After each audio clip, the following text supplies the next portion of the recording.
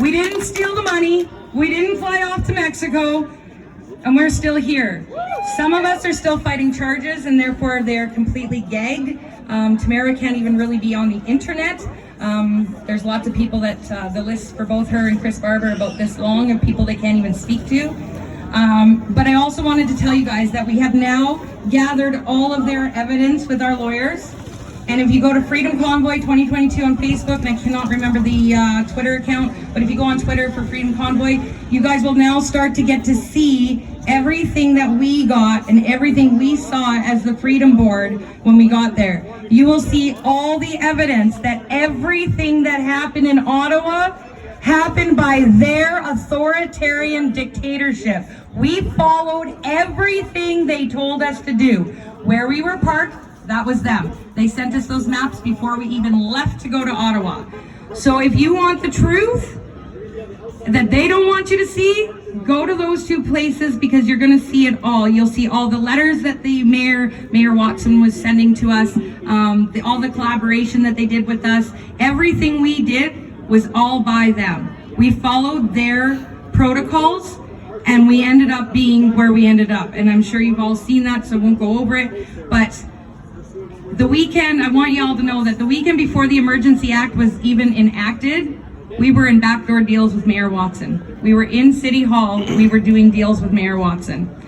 So all of a sudden, the next day after our deals, that's what happened. The Emergency Act was enacted, and we became no longer Freedom Convoy, we now became criminals. And some of us are still fearful of being arrested. I have myself not even been home for more than about 7 days since leaving Ottawa. I'm afraid to be at my home. So I just want you all to know that we didn't go anywhere, and that the truth is out there. You just have to go and look for it. And we want to thank everybody on behalf of the Freedom Convoy Corporation. We want to thank everybody for standing with us, behind us, and still here today.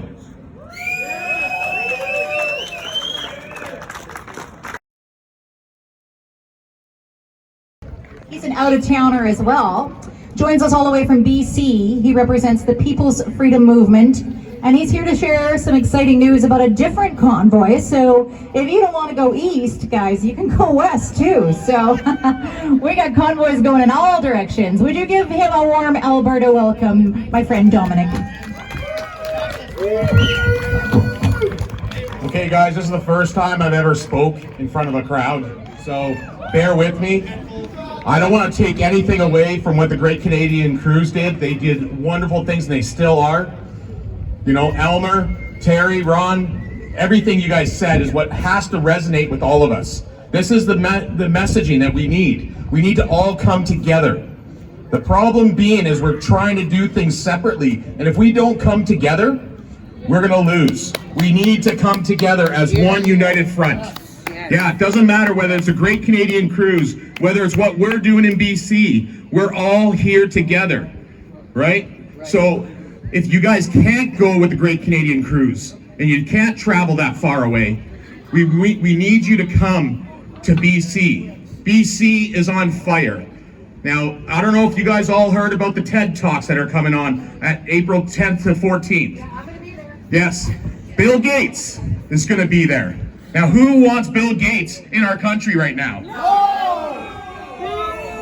Al Gore is going to be there. Who wants Al Gore in our country right now? No!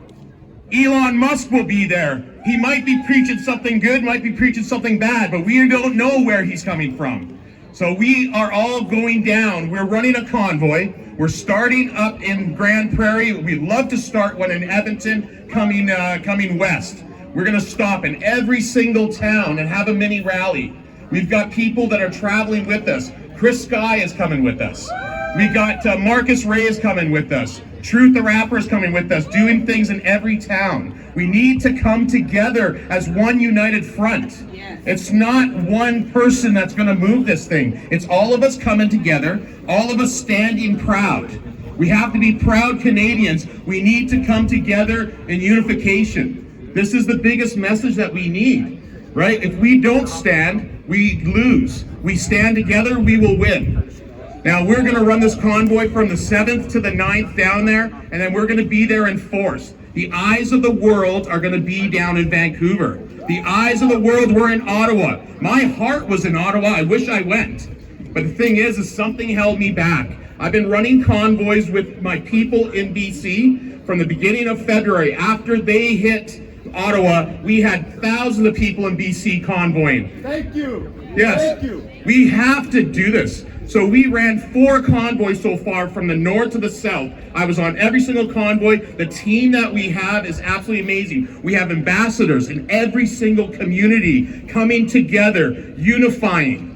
This is the biggest thing this is my biggest message, is we need to unify as one people. That's the reason why we're calling it the People's Freedom Movement. It's not a brand, it's for all of us. And it's not just Canada, it's the whole world. We need to come together against this tyranny that is here right now.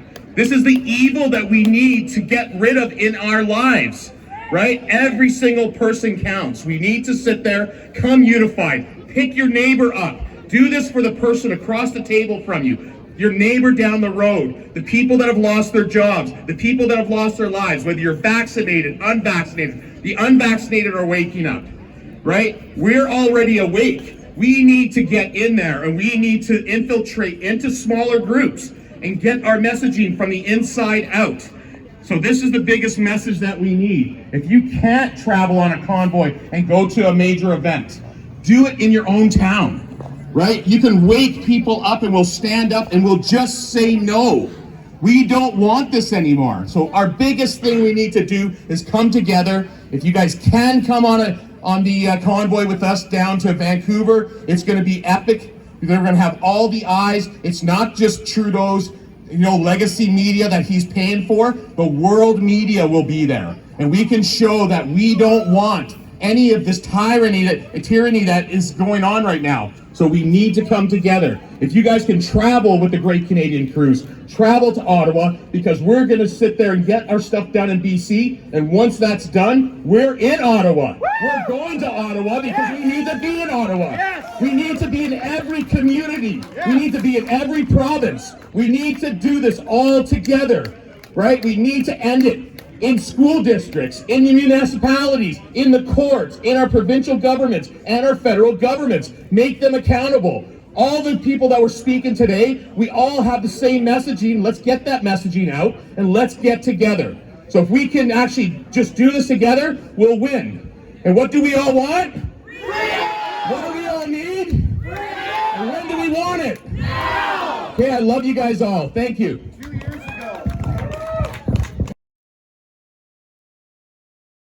Next weekend, April the 9th, with Stand United, we are joining with other cities all across Canada for the Media is the Virus rally. So we'll start out here at the Ledge, and we're going to march on over to CBC, and we're going to send some messages to them for the rest of the day. So please join us if you have nothing more exciting to do than hang out with your Freedom family on a Saturday.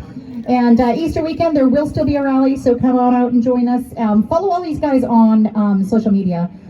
Great Canadian Cruise, and also with Dominic's group there, so make sure you're following the People's Freedom Movement and the Convoy tour that direction as well. What we need to be doing, guys, is sharing all of this out to groups and to other pages, because everyone's getting so heavily censored that it really is up to each one of us. It is the people's movement right now, so we need to be sharing as much of this out as we can just to spread the word. So that's our assignment for the day. We just had a couple ladies yet to talk about. Oh, and also want to let you know, if you're up for a little convoy after this rally, we just got a couple more quick things. They are leaving right after this program is over, and they are convoying to Yellowstone Freedom Field. I don't know if you've seen that. It's on the way to Gunn. It's right near Gunn along Highway 43. All are welcome. And our friend Aaron over there has got some little fringy goodies for us. Fringe people with unacceptable views, so you can go check out his goodies as well. Bev Noel, are you still here? Yes, let's have Bev share her story with us. I think that it was touched on a little bit earlier, and I think it's something we could really listen to and relate to.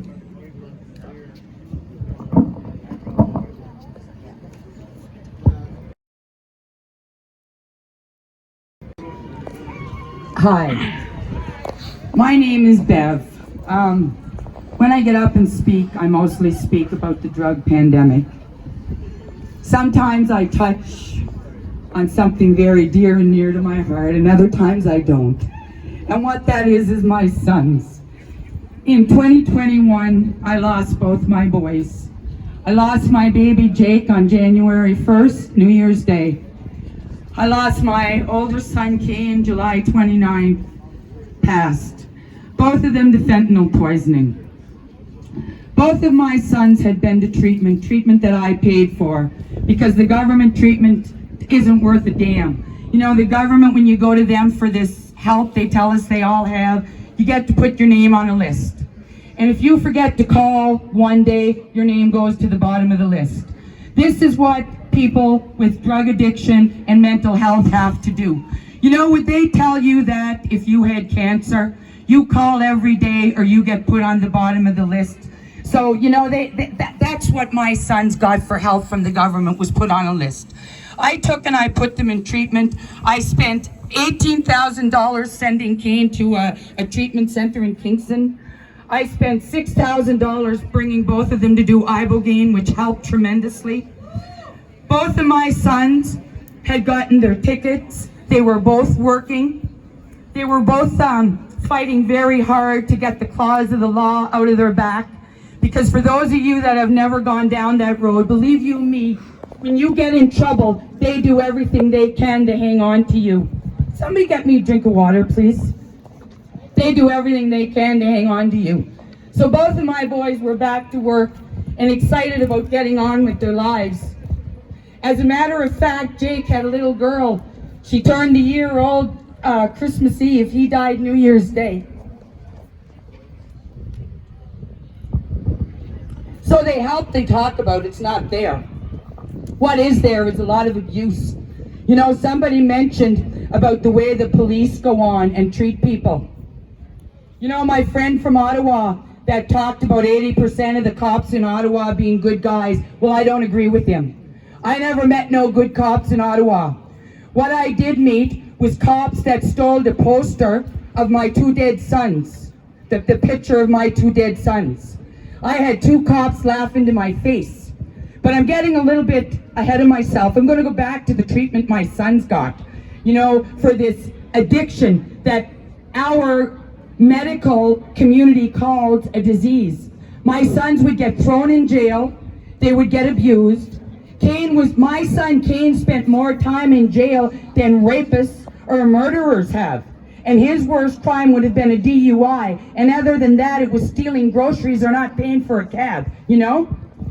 3 days after Jake passed away, my son Kane woke up with his younger brother dead on a sectional couch. 3 days after that, Kane loses it at my house, breaks my bar stools. His girlfriend calls 911, and he got the same help as we always got when we call 911. He got brutalized, he got handcuffed, he got thrown in the back of a police car, and he got thrown into a jail cell without as much as a pillow. 3 days after his little brother died. That's the kind of compassion that we get from the police. You know, we talk about, somebody was saying yesterday what we need about this drug pandemic is more law enforcement. The law enforcement do not want to help these people. As a matter of fact, when you start talking about legalizing or decriminalizing drugs, them and the guards are the ones that are most against it. You know, our jails would be empty if it wasn't for all of the sick addicts that are in those jail cells. And who would these guards sell drugs to if not for the inmates into our prison systems? This is the kind of corruption that is going on in our country. You know, the cops will make a drug bust and they'll go on TV and they make a big thing about it. But what they don't tell you is that those very same police will steal those drugs out of the evidence lockers and go back and sell them on the streets. That is what's going on. The ones that are being paid to protect and serve us are the ones that are abusing us and our children. We treat drug addicts in this country worse than we treat animals. If what was done to dogs and cats in this country, if we did the same thing to them as what police and doctors and nurses do to drug addicts, we would go to jail. You know, when I heard about this convoy, I had friends pull me out of bed to go in and see the convoy off. I had no intention of going to Ottawa. I didn't have the strength because all I did was cry all day long. I got up and I put my son's name on the lead camper, and when I got down, I knew I was going to Ottawa because I lost my 2 sons because of these shutdowns and these lockdowns, and their lives matter. They were good people. I'm going to tell you something. If you were in trouble or your mother, your daughter were broke down on the side of the road, it would have been one of my boys, Kane and Jake Elslager, that you would have wanted to come along, not a police officer, because my sons would have taken care of them. They were good and kind, compassionate men who had a lot to offer this world, but who could not stand up to all the brutality in this world. When we talk about a gateway drug to addiction, I'll tell you what the gateway drugs are. The abuse in our schools, the abuse in our medical system, the abuse in our legal system. You know, our doctors and physicians here in Alberta did a study, and they stated that the medication that was most helpful with addicts was slow-release morphine. Yet that is the medications that doctors don't want to prescribe. Why? Because they do get better with slow-release morphine. And because if they decide to go into a treatment center and they're on slow-release morphine, they can. But if they're on Suboxone or what's the other one?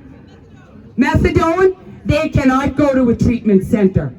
These are just more drugs that our government, which are the drug pushers, are pushing. You know, we pay homage to Ronald Reagan all the time. I wonder how many of you know that Ronald Reagan actually traded guns with the Nicaraguans for cocaine. And at the same time, he brought in the toughest laws anywhere on the world against drugs. He put our children and Americans in prison for smoking weed, for being addicted to heroin, for being addicted to cocaine that he flooded the streets with. And where did his alcoholic wife go? She went to a 5-star treatment center. But I guess the reason she got to go to the 5-star treatment center was because she came up with the cure for drug addiction. You just say no. Well, I think it's time that we start saying no to this government. No, you are not going to tell us what drugs we can and can't take and what drugs we have to take.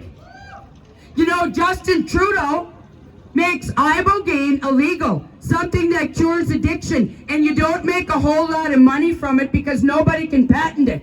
But at the same time, he forces a vaccine on the rest of us and tells us we can't move out of our house, that he gets the recipe from China, made by a bunch of criminal vaccine companies. Every one of them were found guilty of felony charges. That makes them criminal.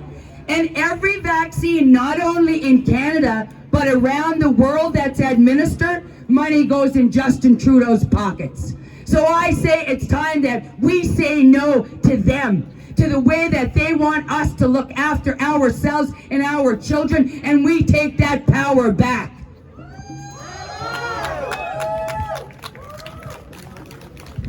Thank you very much. That was very powerful. And I can attest, a long time ago I used to be a social worker, and this government, I was working with victims of pedophiles, and the treatment plan is to get them high. And the first time you see a 9-year-old child high, it's very disconcerting. So unfortunately, we don't hear enough of this. Thank you very much, ma'am. I know that was very difficult to tell everyone. So thank you. If I can save one family from having to go through what I've gone through, if I can help one addict get clean, you know, we need to show them compassion and love. Look at what happened in Ottawa when we went in there and we showed a little bit of love and compassion to the homeless people. I'm a recovering addict, 15 years, and everything you said was 100% the truth. 100% the truth. The system is not out there to get people clean. That's very true. Yeah, it's a broken system. It's a broken system, and we need people like you to speak out and expose the corruption and expose the truth. The governments really do not have our best interest in mind in any capacity. We need to remember that. One more quick little message from my friend Jenny from Newfoundland. She was in Ottawa as well, and just has to share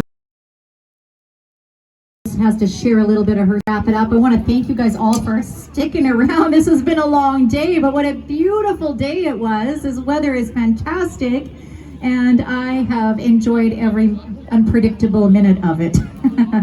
All right, Jenny, come up. Hello, Alberta! Wow. All the speeches are great, you know, like the raw emotion, and I feel like, yeah, like I think I've had about, I haven't counted recently, you know, but 27 people I know have overdosed and died. So, you know, and that was like years ago. This has definitely gone really high in the last few years. I'm going to Ottawa, and anybody who wants to put a picture of somebody that you've lost, that you love on my van is more than welcome. Beautiful, beautiful. Remembrance van, I love it. And I do also like to hear about Ibogaine. That's great, you know. And I think I just want to reiterate the whole idea of just everyone coming together, because I feel like there's been a lot of emotions, right? There's sadness, fear, anxiety, guilt, shame, anger, despair, sadness, and that's really, really powerful. But I feel like we also need, and you know, just saying love, I feel like that's not quite the essence of it. Like, we need to really connect with the peace, right? That like the future is beautiful.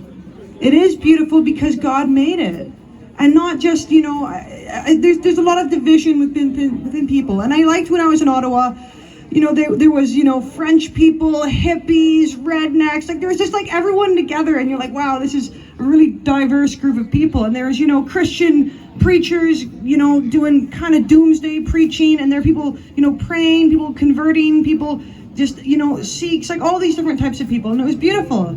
And when I showed up today, and this is my first protest in Alberta, I accidentally went to the other protest over there. And yeah, they were not super glad to see me. But I think that's a really big problem. Like, people over there were protesting, they were very well organized, and they had speeches, and they were talking about essentially parental rights. And that comes, I think it also is kind of intertwined with religious beliefs and religious rights, because you're teaching your kids your ethics, and that's kind of intertwined with theology. But they didn't want to interact with us. And that's just a different head of the same root problem in my mind. And we have to get people to really take down those barriers. And I saw people giving us the finger. I saw some people yelling at some people on the street because they're wearing a mask. And that's just not right. Like, you know, everyone has a right to their own stupidity. And whether we're the stupid ones or they're the stupid ones, like, everyone's a little bit stupid, right? Like, I know that, you know, it's not pretty, but I think, like, I have a beautiful flag that I made, at least I think it's beautiful, and I think we need to view this as a great awakening, not a doomsday.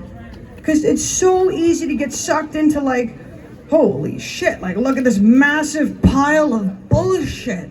And there's all these cameras, and they're showing you the shit, and the people have signs with the shit, and people are, like, crying because they're like, oh, this shit, I can't deal with it. And it's like, yeah, that's been there. It's been there the whole time, but you just gotta, you know, you gotta look up, right? Like, look at these clouds. Fucking beautiful. Like, this is a beautiful day, and you're beautiful people. And the people over there are beautiful, and the people giving us a finger are beautiful, and just that, you know, I believe that if we view life through our heart, you know, like through the collective consciousness and through the earth as one living entity, the entire universe of creation, and just all of that will manifest in reality. Like, yeah, we need to get out and do things and positions, and, you know, yeah, it'd be great if these people got arrested or this happened, but I feel like fundamentally we have to raise out of the shit. We have to stand down and be like, wow, look at all this shit. You know, but you're up here and you're like still really peaceful. And I feel like it's like when you see like there have been really crazy protests in the years, you know, and you see like 100,000 monks meditating in a park or something, and you're like, what is that doing? Like, there's just people sitting around trying to think about nothing. And you're like, wow, that's not doing much. But actually, I think it does a lot, because you're connecting with that calmness in the spirit. And until your spirit is calm, I don't think we're going to see the external world calm down, because none of this is new. Like, I'm really enjoying the company of all these awakened people, all these people rising together. And I feel like I've run into some conflicts with people where they essentially value their personal safety more than they value their freedom. And that exchange people make depending on different risk levels that they're comfortable with. But there is no safety unless you have freedom. You can't be safe if you're being persecuted, and that's a perpetual state of fear and tormentation. And I feel like we have to get people to kind of wake on their own journey. And one of the guys that spoke here, he said that, you know, if someone's like in a mask and they're super terrified and they have very different beliefs, like their mind might be full. Like they might have a friend that overdosed. They might have not been able to see their grandparent who was held in medical isolation in a hospital and they weren't allowed to be there. Or they could have been dealing with a whole bunch of personal issues, or they could have been struggling with their sexuality. They could have been struggling with all these different issues, and then having someone come up and like, oh, freedom, like take a mask off, like that's not helpful, right? Like everyone is on their own individual journey. And I feel like God and the universe, whatever you want to say, like is connecting to that person, and they have to go through what they have to go through, and we've all gone through our own things to get here. And so just be here, and be here peacefully within yourself, and try to hold that hope. Like as they mentioned, I started in Newfoundland, and I've been just driving here the whole fucking way, and I guess now I'm going with these guys to Vancouver. Woo! And I was in my apartment, and I was like, oh my God, like I was just legit, I could feel the fear in my body, like I could feel myself shaking, and there was just like tremor, like in my soul, and I was like, wow, like I'm absolutely terrified, you know. And like, this isn't necessarily new information for me, but it's really accelerated and become so much more visible, and that's just terrifying. And I kind of had to just sit down and be like, I need to change the way that I'm thinking, because if I think in this way, I'm gonna end up in a doomsday, and I feel like it's an awakening, not a doomsday. And you have to be calm and peaceful and have like not just faith and hope, but like know that it's all okay. Like it's always gonna be okay. Like this is the eternal struggle, you know. This is the global issue, and we need a global solution. And I think that needs to involve all of us. The people over there that didn't want to come over here, the people over there who didn't want us there, like we're all in one earth, and we affect each other, and we have to make sure we're affecting each other peacefully and in a way that enlightens and raises each other up. And I feel like we have to be peaceful within ourselves first. Yeah, thanks for listening, guys. I appreciate it. Thank you for sharing, Jenny. All right, thank you guys. Just a reminder that there is a convoy headed to Gun, so if you guys are up for that, could be more fun at the other end of that little journey. So we want to thank you again for joining us today on behalf of Alberta for Liberty, and we'll be back here next week at 1 p.m. You guys have a great rest of your weekend.